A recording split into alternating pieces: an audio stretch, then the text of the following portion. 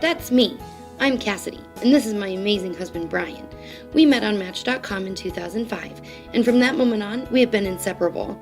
On September 20th, 2008, we were married and began our family together. So far, our family consists of two four-legged sons, Bandit, the 100-pound, 10-year-old black lab, and Riley, the 145-pound, 9-year-old golden retriever. This is our home. We live in a Leave It to Beaver suburban neighborhood in Centennial, Colorado, just about 20 minutes outside of Denver. These are Brian's parents, Jeff and Diane. They live with us so we can help them with their medical conditions. Together, we are a family, yet there is something that is missing. We would like nothing more than to open our lives to children. Brian and I tried to conceive for 4 years, and after enduring 6 failed IUIs, we moved on to IVF, which failed as well. We then decided to move on to donor sperm, and after 8 failed IUIs with donor sperm, we have come to the realization that even though we want to be parents more than anything in the world, we cannot have biological children.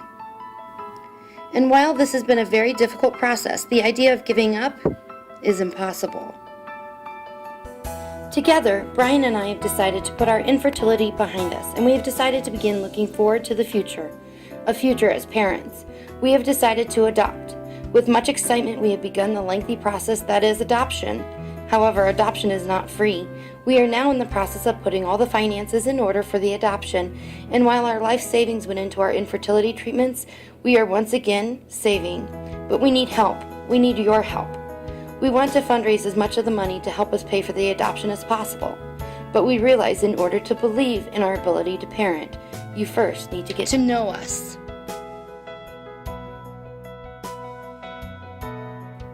Brian is a 38-year-old who still has the heart and spirit of an 8-year-old boy. Brian is an arborist for his family's tree service. He has been promoted to sales and office manager. His day is spent driving around Metro Denver, giving estimates to clients, selling work, and overseeing the productivity of the office staff. Brian is very good at his job because he is wonderful with people. His 87-year-old grandmother says Brian has the gift of gab. He can talk to anyone in any situation and come out with a friend. Brian has a vibrant personality. He is the most dedicated son, uncle, grandson, and husband that I could have ever asked for.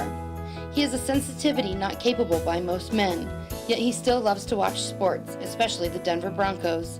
He is terrible with surprises, and he thinks that the WWE wrestling is cool. He is a cuddler and a snuggler who sometimes just needs to have his head rubbed. He likes to go fishing, though I've never seen him catch one. And he is an exceptionally proud man. He is proud of our home, his company, and his job, our vehicles, our dogs, our families, but most importantly, he is proud of me.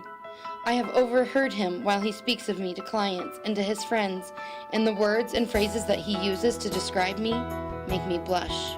Brian likes to call and leave me singing voicemails to brighten my day. My nicknames are Lovebug and Baby, and he goes out of his way to make me feel special. I tell him that he is my favorite because I mean it.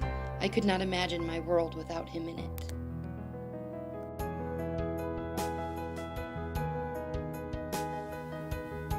Cass is a 31-year-old who has accomplished more than most people twice her age. In the past 4 years, Cass has earned her master's degree in curriculum and instruction and her doctorate in educational technology. Cass is a high school English teacher who is also in charge of producing the school's yearbook, an extremely difficult task, but it is in Cass's very nature to make even the most difficult of tasks seem easy. I have watched as she tackled her doctorate program with straight A's and a 4.0 with poise. I have been proud of my wife since the moment we met. She says I make her stronger, and I say she makes me a better man. Together we have created a life to be proud of. Cass has wanted children since she was a child herself, and she has always worked with children, first as a babysitter, then as a personal nanny, and now as a teacher. Cass has a type of personality that comes alive around children. Our niece and nephews thrive in her presence. They love to be around her. Cass enjoys being adventurous, going to new restaurants, and entertaining friends and family. Cass has a steady disposition that shines when she's with her students. She's an avid reader that has an unhealthy obsession with Harry Potter, although she swears it isn't serious. Cass is the love of my life, and my life is not complete without her in it.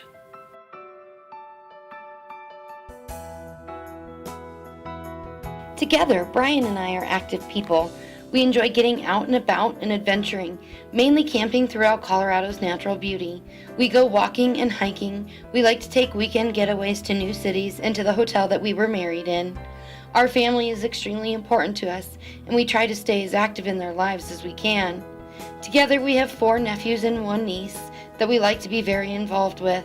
We enjoy going to their sporting events, scouting events, and school activities.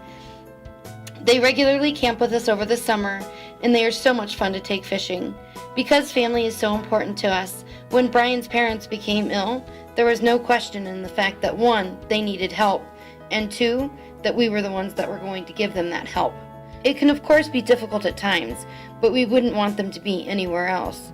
Our home is always open to family and friends, and because of this, we often find ourselves entertaining.